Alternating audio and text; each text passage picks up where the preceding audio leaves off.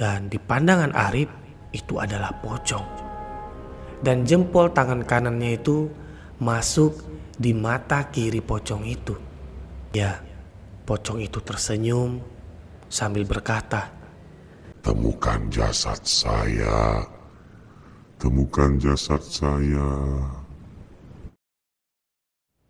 Selamat datang kembali di channel Lampu Redup bersama saya, Adil. Terima kasih buat kalian yang masih mau mengklik video dari channel ini.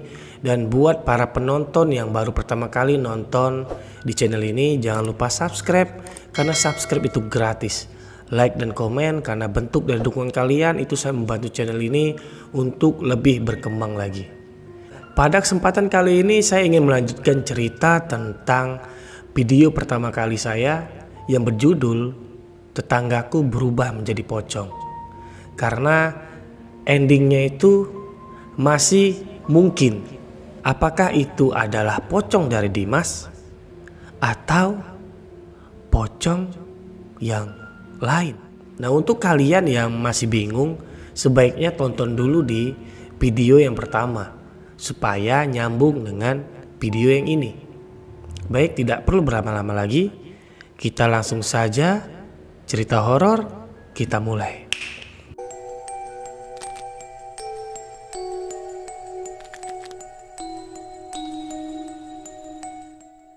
Setelah kejadian itu, Arif masih tinggal di tempat kontrakan di mana ia menemukan tetangganya yang bernama Dimas itu telah meninggal dan jasadnya itu membusuk. Dan sebelum menemukan jasad Dimas, beberapa hari atau beberapa malam sebelumnya, Arif diteror oleh sesosok pocong yang bilang, Tolong temukan jasad saya. Tolong temukan jasad saya. Jadi karena mungkin di pikiran Arif itu adalah Dimas. Dan setelah Dimas ditemukan dan jasadnya telah dikuburkan di kampung halamannya, berarti teror itu selesai. Dan ternyata teror itu adalah awal dari semuanya. Ya, itu bukanlah pocong dari Dimas, melainkan pocong. Katakanlah kejadian itu berlalu hampir 2 minggu, di mana di 2 minggu terakhir Arif tidak mengalami kejadian yang janggal. Karena setelah kejadian itu Arif tidurnya sudah mulai terkontrol, di mana ketika ia pulang kerja, ia mandi dan makan, langsung saja ia tidur. Walaupun itu terkadang masih jam 8 atau jam 9 malam. Sehingga ketika ia terbangun itu sudah pagi hari. Namun pada malam itu Arif itu kejebak hujan, di mana ia sedang membawa laptop dan handphone, sedangkan ia tidak membawa mantel. Saat itu ia kehujanan di jalan, di mana ia berteduh di salah satu tempat yang hanya ada satu saja tempat untuk berteduh. Tidak ada toko ataupun rumah orang lain. Sehingga ia berlama untuk menunggu hujan sampai reda. Tak terasa waktu pun berlalu begitu cepat, di mana jam sudah menunjukkan hampir jam 10 malam. Sedangkan hujan masih saja seperti itu. Arif yang mulai jengkel, ia pun dengan terpaksa melanjutkan perjalanan, di mana ia menaruh tas yang berisi laptop, ia masukkan handphonenya di dalam tas itu. Ia terabas saja hujan, walaupun dari tempat ia berteduh sampai ke rumahnya itu masih cukup jauh. Ya, kurang lebih 2-3 kilo lagi. Namun karena semakin malam, suasana semakin sepi. Kendaraan sudah tidak banyak lagi yang berlalu lalang, sehingga memaksa dirinya untuk bergegas pergi dari tempat itu. Sesampai di kontrakan, Arif pun langsung mengecek tas yang berisi laptop itu. Dan ternyata laptop dan handphonenya itu tidak kenapa-kenapa. Tasnya itu masih cukup mampu menahan masuknya air. Lalu ia bergegas juga untuk pergi mandi, membersihkan tubuhnya. Lalu karena ia tidak membawa makanan untuk makan malam, kebetulan di dalam lemarinya itu ada mie instan. Jadi ia masaklah mie instan itu 2 bungkus. Saat itu jam sudah menunjukkan jam 11 malam. Di mana di sela-sela ia memasak mie itu tiba-tiba listrik padam. Dan otomatis pandangan Arif pun gelap. Sedangkan handphonenya itu ia cas di dalam kamar. Jadi karena pandangannya yang gelap, ia meraba-raba dinding. Terus ia meraba untuk menuju ke kamar. Di tengah-tengah ia berjalan menuju ke kamar, ia seperti meraba sesuatu seperti kain. Apa ini? Tanya Arif di dalam hati. Ia terus meraba. Namun saat itu jempol tangan kanannya itu seperti menyentuh lubang yang begitu banyak. Ia terus merasa-rasa, apa ini? Karena di dalam rumahnya tidak ada benda yang seperti ini. Benar saja, ketika listrik hidup, lampu pun hidup, dan di pandangan Arif itu adalah pocong. Dan jempol tangan kanannya itu masuk di mata kiri pocong itu. Ya, pocong itu tersenyum sambil berkata, Temukan jasad saya. Temukan jasad saya. Dan Arif pun langsung pingsan di tempat. Sesaat setelahnya Arif pun terbangun. Ternyata Arif pingsan cukup relatif singkat. Ia hanya setengah jam saja pingsan. Sedangkan air yang ia masak untuk mie instan itu sudah mengering. Di mana kualinya itu sudah kemerahan. Setelah ia mematikan kompor gasnya itu, Arif langsung bergegas berlari ke dalam kamarnya. Ia kunci kamarnya dan ia langsung menyelimuti tubuhnya dengan selimut. Ia hiraukan rasa laparnya karena rasa takutnya begitu dominan. Baru saja Arif mencoba untuk melupakan, ia mulai bisa memejamkan matanya. Ia sudah mulai bisa tidur. Namun tak disangka-sangka, tiba-tiba selimutnya itu seperti ditarik. Dan benar saja, pocong itu tepat di atas tubuhnya. Air liur pocong itu menetesi wajah Arif. Dan mata dari pocong itu pun jatuh tepat juga di wajah Arif. Pocong itu terus berkata, Temukan jasad saya. Temukan jasad saya. Arif berteriak sebesar-besarnya yang ia bisa lakukan. Tubuhnya itu sudah kaku. Ia tidak bisa menggerakkan tubuhnya. Ia kan Arif yang begitu besar. Suaranya itu sampai terdengar oleh Ibu Nining, yang dimana kontrakan dirinya dan rumah Ibu Nining itu tidak cukup jauh. Namun teriakan Arif benar-benar terdengar jelas oleh Ibu Nining yang sedang menung di dalam kamarnya. Ibu Nining pun membangunkan suaminya serta kedua anaknya. Ibu Nining pun mengajak kedua anaknya serta suaminya itu menuju ke sumber suara, di mana Arif masih berteriak histeris. Padahal pocong itu sudah hilang dari pandangannya, namun tidak dari pikirannya. Karena keluarga Ibu Nining ini tahu suara itu dari kontrakan milik keluarga mereka. Mereka pun langsung menuju ke kontrakan itu. Teriakan Arif semakin jelas terdengar. Mereka pun yang panik langsung mendobrak pintu Arif dengan begitu keras. Namun karena kayunya itu adalah kayu jati, ya kontrakan Ibu Nining ini cukup bagus. Karena material-materialnya itu semuanya yang terbaik. Bahkan pintunya pun dari kayu jati. Sampai Ibu Nining pun berkata dengan suaminya, Pak, tidak akan mungkin bisa ini didobrak, Pak. Ambil kunci cadangan. Tak lama kunci cadangan itu datang dibawa oleh suami Ibu Nining. Mereka pun bergegas membuka pintunya. Dan Arif masih terus berteriak. Pandangannya terus menghadap ke atas. Tubuhnya yang kejang dan kaku di atas kamarnya. Keluarga Ibu Nining melihat Arif yang hanya memakai celana boxer langsung mendekati Arif. Namun Arif tidak merespon mereka yang ada di dalam kamarnya. Karena Arif seperti orang yang kerasukan. Karena melihat Arif yang seperti itu, Suami dari Ibu Nining pun berinisiatif untuk segera membacakan surah-surah yang ia tahu, seperti ayat kursi, bahkan Al-Baqarah. Sedangkan kedua anak Ibu Nining itu mencoba untuk menyadarkan Arif, seperti menampar-nampar kecil wajah Arif dan mengusap wajahnya dengan terus berkata bismillah, bismillah, dan bismillah. Ibu Nining tidak bisa berbuat apa-apa. Ia hanya terdiam saja di sana.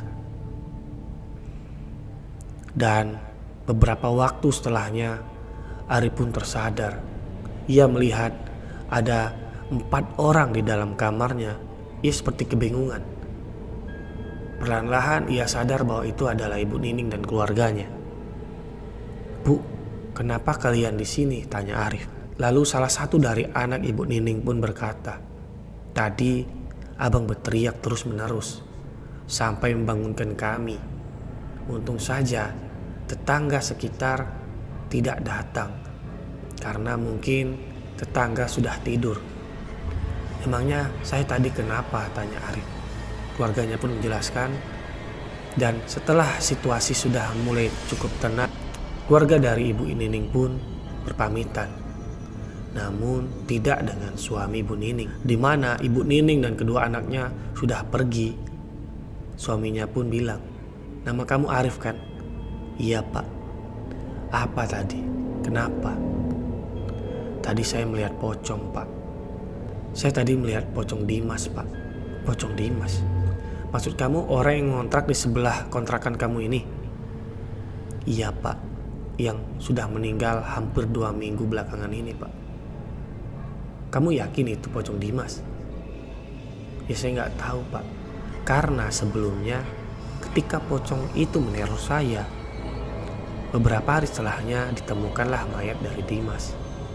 Mungkin saja yang minta tolong menemukan jasad, yaitu jasad dari Dimas."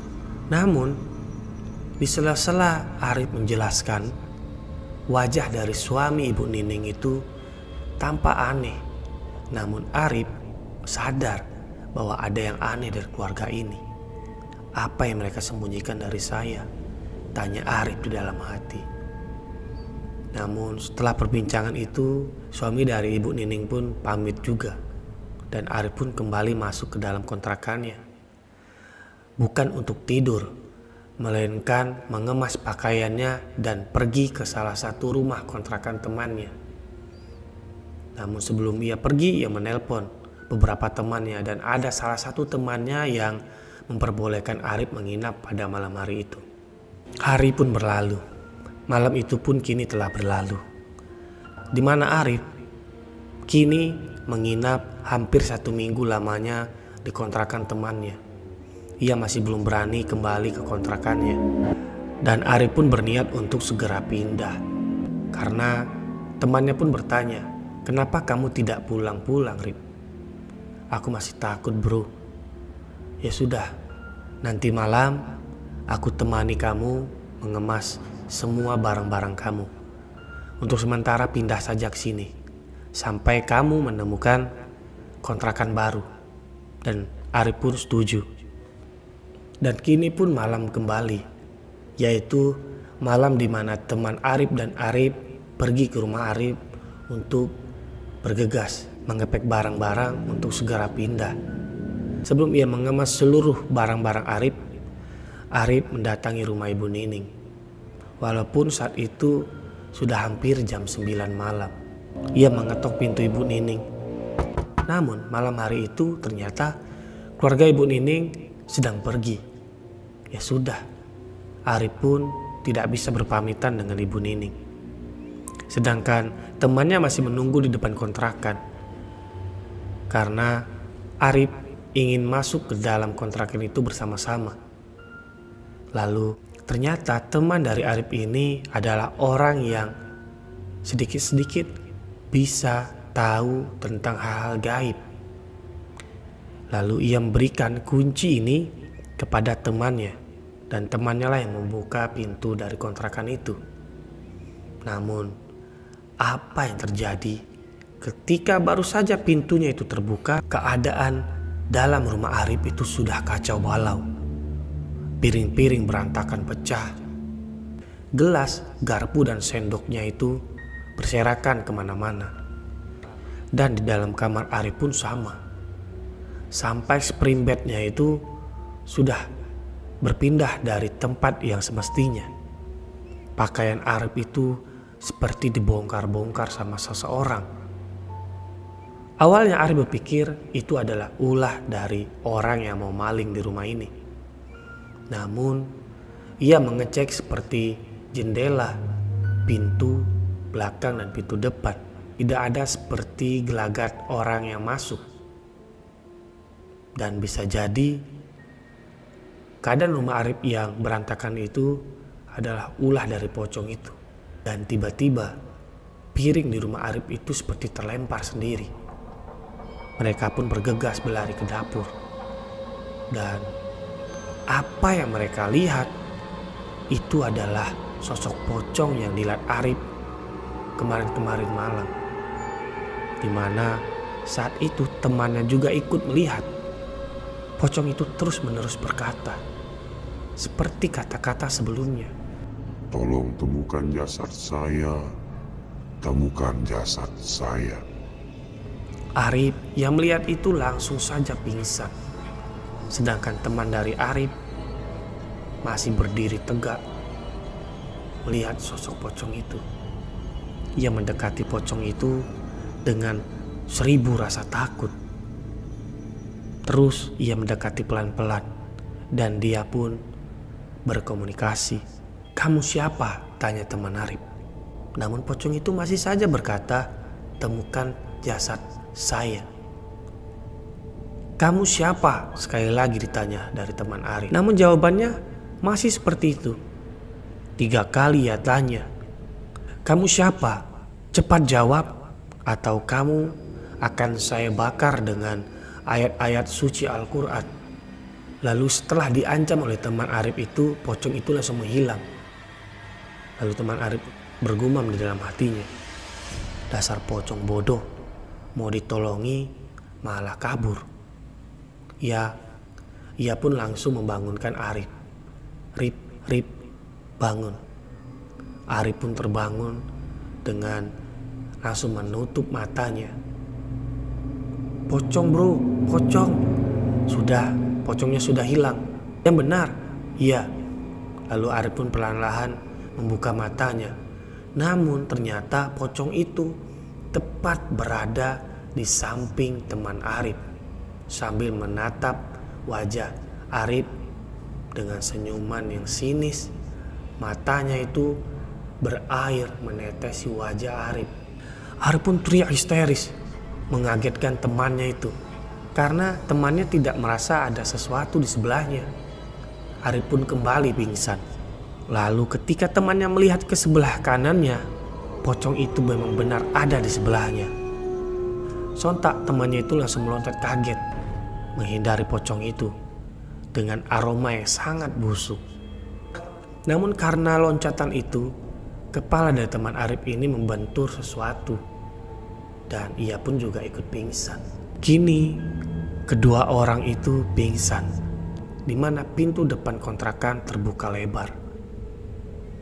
Tak lama keluarga Ibu Nining pun datang. Saat itu sudah hampir tengah malam. Melihat kontrakan Arif yang terbuka lebar, mereka pun bingung. Apa jangan-jangan Arif sudah pulang? Mereka pun turun dari mobil dan mencoba melihat ke dalam, di mana Arif dan temannya itu tergeletak di lantai. Mereka yang panik melihat Arif dan temannya langsung bergegas masuk menyadarkan mereka berdua.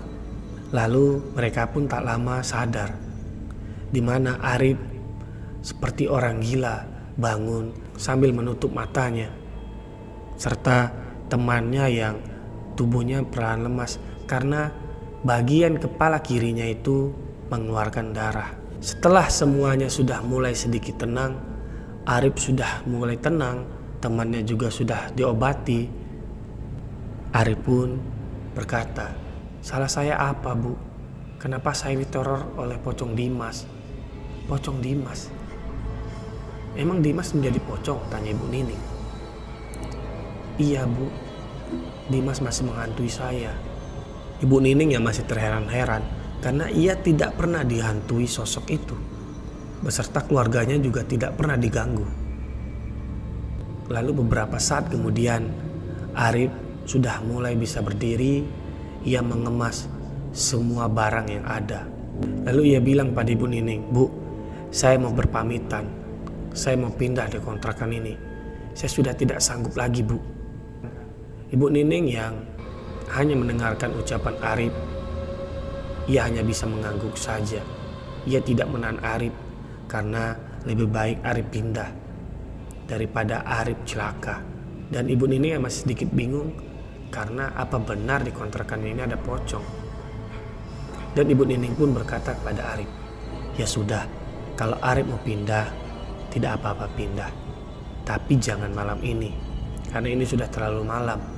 Emang ada mobil pick up kamu?" "Ya Bu, saya hanya mengemas saja. Besok pagi barulah semua barang ini dipindahkan." "Ya sudah, kalau begitu kamu kemas. Nanti kedua anak saya ikut membantu kalian."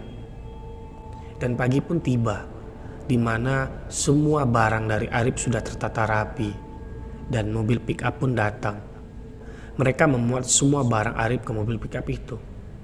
Dan Arif pun berpamitan kepada Ibu Nining dan suaminya. "Bu, saya pamit untuk pindah dari sini. Maaf kalau saya ada salah-salah. Tidak apa-apa, Arif. Kamu baik-baik ya di tempat baru kamu." "Iya Bu, selamat tinggal." Dan mereka pun berpisah. Di tengah-tengah perjalanan, barulah teman Arif ini mengatakan apa yang ia tahu, bahwa sebenarnya pocong itu bukanlah pocong Dimas. Karena di dalam mimpinya, saat itu teman Arif itu sedang berbincang bahwa pocong ini adalah orang yang mengontrak sebelum Arif datang di rumah itu.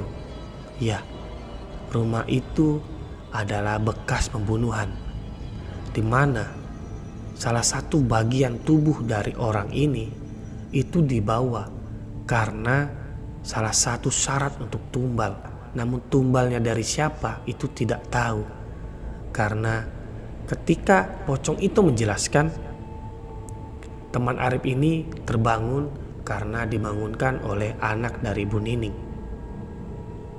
Dan cerita pun selesai.